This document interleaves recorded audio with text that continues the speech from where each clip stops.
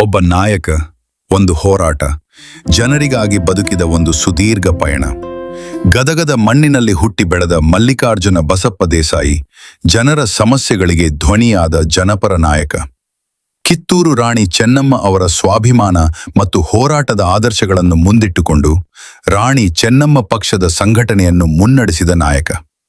ರೈತರ ಹಕ್ಕುಗಳು, ಗ್ರಾಮೀಣ ಜನರ ಸಮಸ್ಯೆಗಳು, ನೀರಾವರಿ, ಶಿಕ್ಷಣ ಮತ್ತು ಆರೋಗ್ಯದಂತಹ ಜನಪರ ವಿಚಾರಗಳಿಗಾಗಿ ರಾಜಕೀಯ ವೇದಿಕೆಯಲ್ಲಿ ಧ್ವನಿ ಎತ್ತಿದವರು. ದೊಡ್ಡ ರಾಜಕೀಯ ಪಕ್ಷಗಳ ನಡುವೆ ಸಣ್ಣ ಪ್ರಾದೇಶಿಕ ಪಕ್ಷವೊಂದನ್ನು ಮುನ್ನಡೆಸ್ತಾ ತಮ್ಮದೇ ಆದ ರಾಜಕೀಯ ಹೆಜ್ಜೆಗುರುತು ಮೂಡಿಸಿದವರು. ಆದರೆ ಆಗಸ್ಟ್ 15, 2026ರಂದು ಈ ಹೋರಾಟದ ಪಯಣಕ್ಕೆ ಅಂತ್ಯವಾಯಿತು. ರಾಣಿ ಚೆನ್ನಮ್ಮ ಪಕ್ಷದ ಸಂಸ್ಥಾಪಕ ಅಧ್ಯಕ್ಷ ಎಂ.ಬಿ. ದೇಸಾಯಿ ಅವರಿಗೆ ಭಾವಪೂರ್ಣ ಶ್ರದ್ಧಾಂಜಲಿ. ಓಂ ಶಾಂತಿ. ಎಂ.ಬಿ. ದೇಸಾಯಿ ಜನಪರ ಹೋರಾಟದ ನೆನಪು ಸದಾ ಅಮರ.